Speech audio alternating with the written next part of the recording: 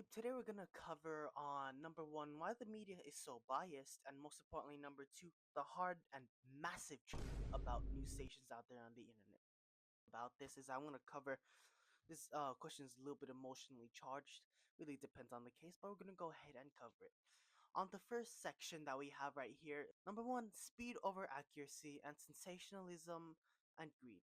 Money and views, bias, and keywords. Some keywords here, chat, that I'm going to go ahead and name are number one, accused, predator, harass, alleged, allegations, opposing views, polarizing keywords, painting narratives as good or bad, and most importantly, demoralizing the other side. For example, a person who's accused of harassment, a person who's accused of puny stealing for that matter, a news station about them can provide incomplete information. Think of a half truth or truth that to fit another narrative. And they might focus more, a news source might focus more on the allegation itself and its details, without looking for the need to due process and indirectly equating allegations to convictions indirectly. This issue is prevalent across many news stations, especially for I'm not going to name news stations since it could get me some backlash. So let's say that it's present through many popular news stations out there, not because of the news stations indirectly because of the news station's own fault, but most importantly, number two, what people think. This thing called groupthink that I'm going to cover on a different video. The really big problem with this is that news stations can indirectly equate allegations to convictions through these keywords that I've said before. Number one, using keywords such as predator, harass, allege, accuse, allegations, and most importantly, demoralizing the other side. Number two, not number two, most importantly, prioritizing keywords, as I said, painting it as a narrative or good or bad. You see, the really big issue with this chat is that these don't look at nuance, but the really big problem with this is that number one, there's a whole lot of complexity when it comes to this, but it all boils down to this one simple thing about many, not all news stations about there. It's it boils down to many factors. And many factors, one of those factors are greed. Yes, chat. That's a really massive truth that I'm going to say here. Greed. This also goes for some exposing channels on YouTube. Uh, as I said, chat, for a lot of exposing channels on YouTube out there. Alright, any platform for that matter. Not all of them, but many of them. I know there's like a few good expose channels out there. They still tend to be pretty polarized at times, but then again, speaking, some are actually good. I've watched a few, but most of them, like a lot of them, are definitely biased to some extent, just like the news stations that I'm talking about. But ultimately, we're talking about news stations here. We're not really talking about that. The really big problem with this is that such allegations, when it's indirectly equated with these keywords as some sort of conviction, this can absolutely destroy someone's reputation really fast. This can absolutely destroy any sort of reputation, anything that was left of them. That's a really big problem with this, is that number one, if such a news article sends a false statement, or the reputation of the person would already be destroyed, the truth wouldn't come out. The truth would come out, but it would be rather way too late for that. The news would send out like a quiet apology, but ultimately not everyone's going to see, and the reputation will absolutely be destroyed. And that's the problem with this, is that this is part of media bias, and most importantly, number one, it's about greed. All right, just like me, chat, I'm broke too, and many news stations out there, chat, they need money. If sensationalism and these types of keywords bring them views, then that's what they're going to do, even if it means at the cost of destroyed reputations. And that's the problem. By simply painting narratives of allegations as simply good or bad and lacking nuance. Why? Because they need money. They're greedy. Many news stations out there, not all of them, many news stations out there are absolutely greedy. They need their money. Even if it means destroying, even at the cost of other people's reputations, they're going to do what they're going to do in order to keep their own company alive. And that's what's really sad about this, is that if there was a news station that was truly showing non-biased pieces of information out there on like the TV that you could see, they were absolutely popular for that matter. If they were showing non-biased pieces of information, upholding the key traits of due process and innocent until proven guilty, they wouldn't last long. Because number one, public media isn't a fan of that. Public media is a fan of drama. Public media is a fan of false narratives. Public media is about the destruction of other people's careers. That's a part of public media, for that matter. And if a news station does it that way and they're popular, they're gonna lose revenue because not many people will side with them. That's a really big problem. Standing up for nuance means I'm not gonna get as many fans as I thought I would. And that's perfectly okay. Alright, people have their own interests. But ultimately speaking, if the news channel were to do this, they'd absolutely lose revenue. Instead, that's why many out there, unfortunately, simply because of greed and money, and then number one, in order to stay afloat financially, they do get to sensational views. They use keywords. They demoralize the other side. They look at details of allegations. They look at crimes as they are, looking at it, especially if there's no convictions yet. The problem with this is that through these keywords, this can influence public media to think that, oh no, this is already some sort of conviction about the person. We should send hate against them. When in reality, every person in reality, oh my god, listen, chat, in reality, every person who's accused of a crime, whether they're done by trial by public media, every person who's accused of a crime in the name of the court of law, they are presumed innocent until proven guilty by the court of law. That's like a reductionist sentence right there. Like, but ultimately, chat, you guys get my point. You guys get my point, all right? Every person who's accused of a crime is innocent until proven guilty. It doesn't matter how emotionally charged it is. It doesn't matter if it's the pettiest or the most charged crime. It doesn't matter if the media paints them as terrible. Ultimately, every person who's accused of a crime is good for due process. They deserve dignity for due process. They deserve to be kept away safely as such a trial goes. Because ultimately the courts are what determine their future. The courts are what determine what their outcome will be, not the media. And this is what I stand for as a neutral viewpoint when it comes to many issues. Every person is presumed innocent until proven guilty, and that's a really big issue that I'm going to cover out on number two. But as it comes to here, chat, that's the really massive truth that I'm absolutely covering here. Many news stations use sensationalist views. Many news stations use even subtle bias from the reporters themselves. Many news stations out there use let's say a lot of keywords to generate income. They need to generate revenue, even if it means at the cost of other people's reputations. And that's the sad truth of what the world has come to today. The world revolves all around money. The world revolves all around conformity and public opinion. Alright? That's the sad part about it. That's a part of the world. Not the entire thing, but that's a sad part of it that the world contains. That's media is absolutely biased. And most importantly, throwing it to myself again, especially if I myself might one day get allegations against myself. Simply like this, sensationalist view about myself. Quote unquote, Brian is a crime defender for taking a stance in this X issue. The problem with this chat is that this can spread really quickly, and this also poses a high school risk to me since I'm a freshman too. This could lead to me getting some trouble. That's the problem with this is that number one, it's false and it lacks a lot of nuance. All right, such an ad hominem attack and a strawman attack fail to look at nuance and don't look at the facts as they really are.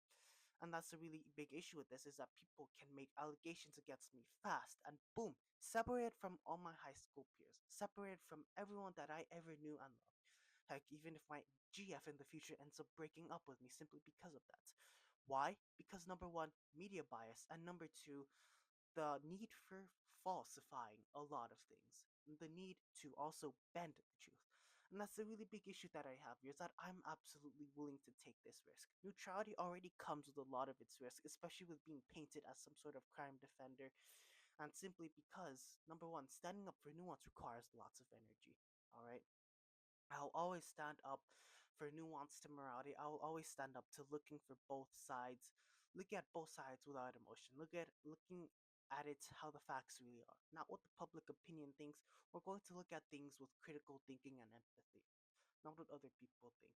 And ultimately, that's a risk that I'm also taking too, because I'm a freshman myself. I could also be a target to other people. I could also be bullied more by my institution. More people could be separated from me, and that's ultimately one of my biggest fears too, being separated from everyone else that I also see as human too. simply because of my views. And that's kind of a really sad thing that I'm taking with taking a neutral stance on a lot of issues. Ultimately speaking, that's how fast a lie can spread. That's how fast a reputation can be spread, even if it's still growing. That's why, chat, we need critical thinkers of the fan base. For this fan base, we absolutely need critical thinkers because number one, a lie, a lie can fly all the way to the halves of the world before truth even puts its shoes on. I'm going to entrust that you guys of the fan base can think critically for both sides, and instead give the truth its wings to fly all across the entire world before the lies get terrible enough. All right, I'm gonna trust you guys since I absolutely love you guys. I do absolutely mean that. All right, and most importantly, number two, damaged reputations. If such a news article sends a false statement, the reputation of the person would automatically be destroyed. Alright, that's how fast the media can come to destroy other people's reputations, and the truth would come out, but obviously too late. The news may send out a quiet apology, but it would be too late by now. And that's just one of the sad example of this is that we're also going to cover for number two. We're going to cover out on the Jesse Smollett case. This one was back in 2019. Just to make sure for the captions to get this one right. This is called the Jesse Smollett case back in 2019. I'm going to paraphrase a few excerpts from this since this is absolutely in my notes here. So we're going to go ahead. We're going to put in some of those stock photos. I'm going to add in all those cool transitions. Let's go ahead and speak out on this case and how it relates to what the video I'm speaking about today. The allegation. You see, chat, actor Jesse Smollett claimed that he was attacked by two men in Chicago back in 2019 who absolutely threw out racist remarks and slurs at him. He also said that they poured bleach on him and put a noose around his neck. That's what's really interesting about this is that this is going to further add more complexity into the story. The damage is number one. The initial report sparked nationwide outrage. All right, especially among a lot of social justice movements and activists, understandably speaking, especially with many celebrities out there and politicians said no to the attack. They absolutely condemned the nature of the attack, rightfully speaking, and Smollett was portrayed as a victim of a brutal hate crime. Obviously speaking, his it's good the media came to protect him, but the really big issue coming from this chat is that number one, the hate against the other people that were accused. Alright. Even though these are just allegations, these people who are still accused, they are deserving of due process. They're presumed innocent until proven guilty in the court of law. The problem with the media is that they tend to send hate against them. And that's my really big problem with this. Is that number one, after I believe this was after a little bit of time. After an investigation, the police determined that Smollett had staged the attack himself. He paid the two men to carry out the attack on him and to fake all of the crimes, fake all of the marks, fake everything like that. Eventually he was arrested with filing. Oh no, he was arrested for filing a false police report. Alright. Smollett's story was eventually, obviously, chat, we all know it's absolutely fake. But initially speaking, the initial backlash against the two people that were accused, even though he paid them, were absolutely significant. You see, the media's rush to absolutely send hate on them, the two brothers, without looking at it with due process, contributed to the contribution. Oh my god, contributed to the polarization against the other side, and most importantly, the frenzy that surrounded the case. Ultimately speaking, these people were called the Osundaro brothers. They were called Abimbola Olabinho. I'm not sure if I said those names right, so please excuse me. I'm not like an English boy, so. These people were absolutely painted terrible after the exoneration. Their lives were absolutely changed. And what really makes this terrible is that, number one, these are the lingering effects of polarization. The stigma that they won't be talked to, and most importantly, the lingering effects that come of it. If eventually I go under polarization chats, this same thing could happen against me, except I'm not paid or anything like that, thankfully speaking. Obviously, I would not get paid to fake a crime. I'm never faking a crime for that matter. But ultimately, this highlights the lingering effects of polarization and false accusations. You see, if someone makes it fast enough to make out a false allegation against me, the media will paint me as terrible as they could. The media will paint me as such, oh my gosh, I'm such a terrible person. People will absolutely do that. The problem is, even after I'm exonerated, there's still those lingering effects of polarization. There's still those lingering effects of that stigma.